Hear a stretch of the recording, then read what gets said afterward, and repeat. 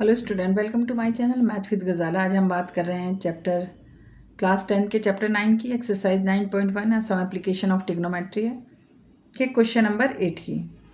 Question number 8 में इसने कहा है, ये हेल्प बुक है तो 10 दिखा रहा है। ये क्वेश्चन नंबर 8 है। A statue 1.56 metre tall stand on the top of the pedestal. एक स्टैचू है जो इसकी लंबाई कितनी दे रखी है, 1.6 मीटर टॉल है और वो कहाँ पर है, टॉप ऑफ द पेडिस्टल पर है, पेडिस्टल के ऊपर है। From the point of the ground the angle of the elevation of the top of the statue is 60। देखो क्या कहा है इसने कि from the point on the ground the angle of the elevation of top of the statue is 60, मतलब ground तक जो angle बन रहा है वो कितना है, 60 बन रहा है। And the from the same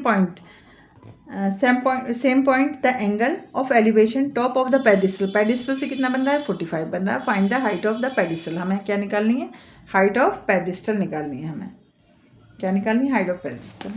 देखो कुछ इस तरीके का है।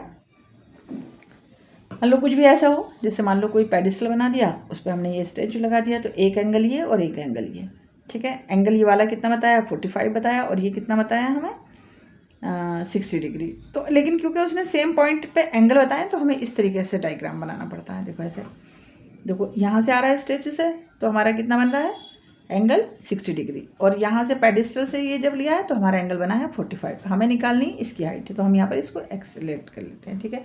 तो सबसे पहले हम छोटा एंगल देख लेते हैं, 1045 ले लेते हैं, B/B ले लेते हैं, BC लिख लेंगे, ठीक है, B को BC, ठीक है। अब हमने कहा 1045 इजिकल्स टू में P/B। 1045 की वैल्यू कितनी होती है, 1 होती है। अब x/BC इजिकल्स टू में x/BC आ गया। यहाँ क्रॉस मल्टीप्लिकेशन करेंगे तो BC इजिकल्स टू में x आ गया।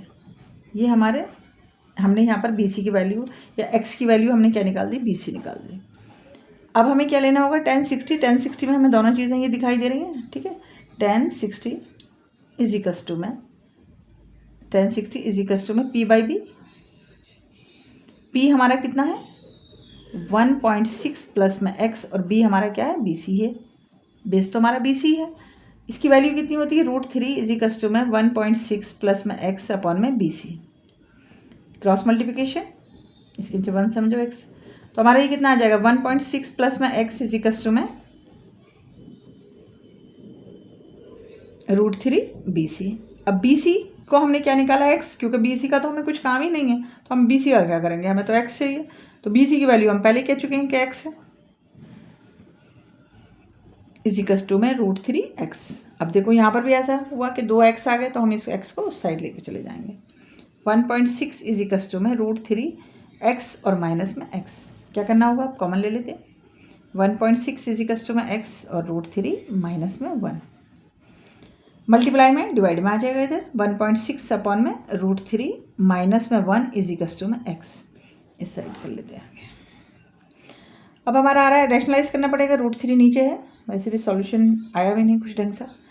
3 माइनस में 1 रैशनलाइज कर दो, ऊपर जाके प्लस हो गया, +1 अपॉन में √3 +1, ठीक है, मल्टीप्लाई कर दो।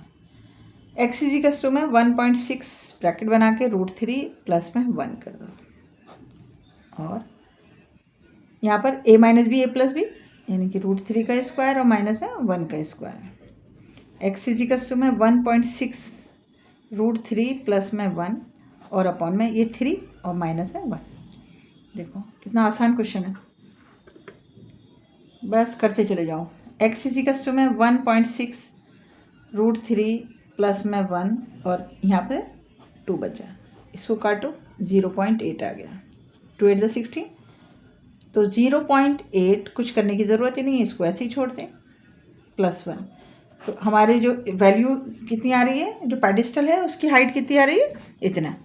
अगर मीटर में दे रखा है तो मीटर में लिख देंगे, और सेंटीमीटर में है तो सेंटीमीटर में, मीटर में ही लिखा हुआ तो मीटर में लिख देंगे। तो यहाँ पर हमने पेडिस्टल की हाइट निकाल दी। पेडिस्टल की हाइट हमारी कितनी आ गई, 0.8 इंटू ब्रैकेट बना दिया √3 प्लस में 1,